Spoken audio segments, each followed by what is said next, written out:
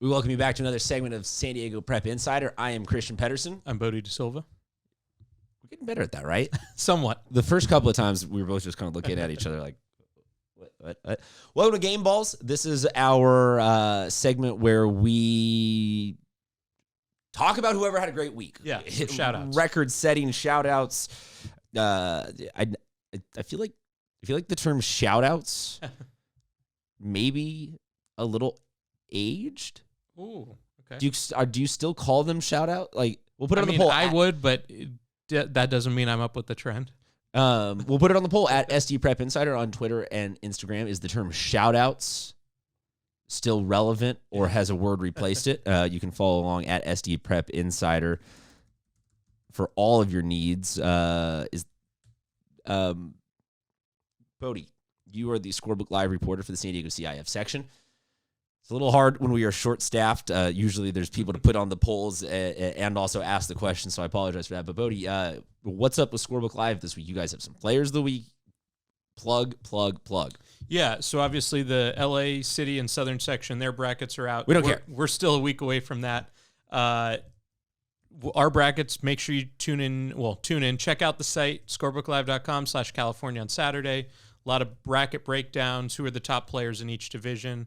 All that's coming, and playoff time's here. So definitely be out at a few games next week and some photo galleries, highlights, all the good stuff. All right, so give us a couple of athletes that were chosen as your athletes of the week. If you will. So the first one, I'll go away from points. I'll go Lay Zumstein. Hopefully I'm not butchering the name too much, from Hilltop. I've always said Zumstein, but we'll go with it and hopefully get a correction. Should we call him up right now? Anyways, he's been having a great season for Hilltop so far. 72 blocks on the season, has at least one block in 25 of their 26 games. Against Southwest San Diego, 7 blocks, and against Chula Vista, 6 blocks. So wanted to give out shout out a little bit on the defensive end for a big stat there. Brea Cunningham, she's a freshman on La Jolla Country Day. Some huge numbers last week.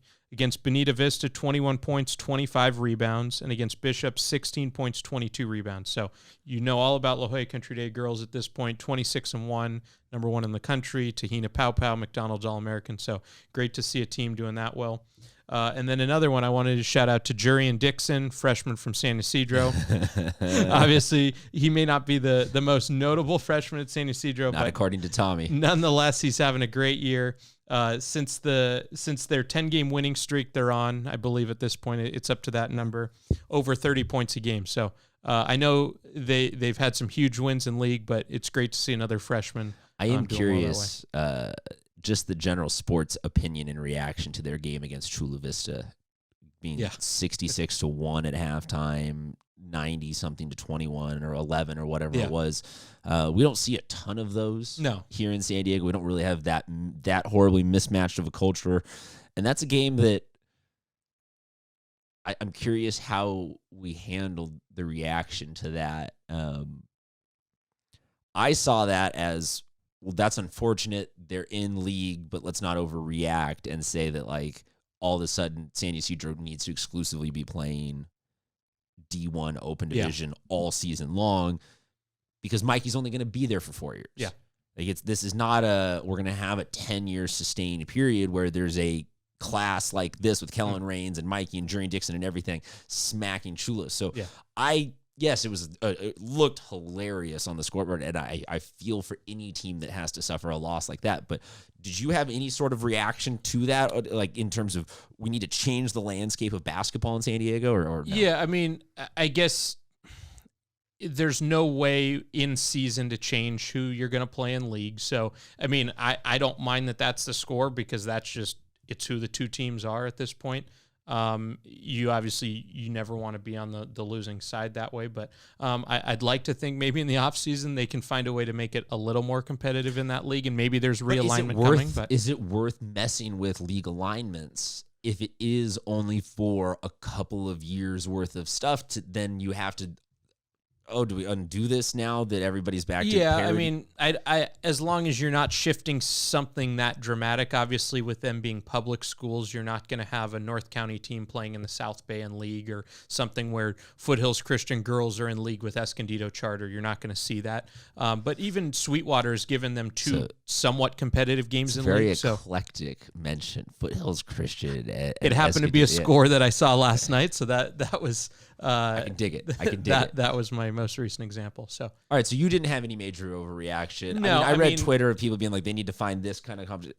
It's just interesting to me because it kind of every now and then Bishop's football pops up to be what's the discussion about releaguing. This basketball team will pop up. There's guaranteed to be a baseball team like an Eastlake or something like that that just keeps smacking people, that it just makes it kind of interesting conversational. Yeah, given what their roster makeup is this year, they have 3 guys that can go for 40 in any game, and if 2 of them do it in one game, it's bound to happen like that. So and then I think you look at some of the smaller sports and you see that they do break it up league-wise, where some of them are not very geographically relevant. It's more of you just need to have an in-season open division.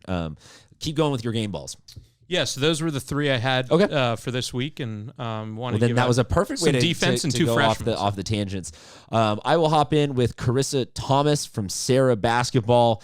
She had a huge 15-point, 14 rebound effort against Scripps Ranch, against Westview. I apologize. Yasina,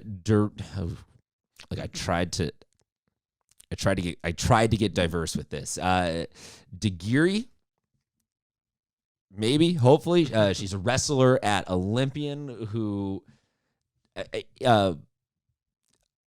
feel like most fights in wrestling, when they last like several minutes, and like that has to be a real bat. Like most of them were like, oh, that was a quick pin. And you're talking about, she took a 2.5 minute battle in her championship at the 113-pound weight division for Olympian in their last meet. Maddie Konopka, another wrestler from La Costa Canyon. She's up in the 152-pound category and is the Division II champion, the individual from last week. Alex Wade from Cathedral Catholic Basketball, I will give him a game ball. He's averaging 10.7 rebounds so far this season for what is allegedly the number 1 team right now. Yeah, it's a team that 5 guys on any night could lead the team. So Patrick Roberts from Christian Basketball, all of Christian, like Gage, like everybody from Christian Basketball gets a game ball. The whole school gets a game ball because basically there aren't many more kids than what goes on to that basketball team. But that was a huge week, man. Yeah. That was a huge week. And I'll close out with Ishel Rojo from Mount Miguel Basketball. She is a freshman who had 15 points in the final quarter of their 40-37 win over LCAP Mount Miguel. One of the teams, I guess, on the short list to always kind of make a playoff run. I don't think anyone's going to make a playoff run necessarily against La Jolla Country Day, but they were an open division champion recently, and you put them, I guess, into that hypothetical. Bodie can be found at SD Preps or at SB Live CA for all of his. I'm Mr. CPED. Bodie, anything on any other game balls or shout outs before we move on? I'll give one. It came in a losing cause at the Battle of the Bay. Okay. But Daryl Sledge Jr., from Francis Parker, a junior, like his name may say. 7 3-pointers, 28 points. Parker kind of lives and dies with the long ball this year. They did fall back after a 20-point lead and lost that one to Christian, but Daryl, among many others, has had a great year for Parker and should make a good playoff run. Killer, man. We will be back. Swipe over. Keep listening. We got What's Good coming up next. What's Good? Without Noah.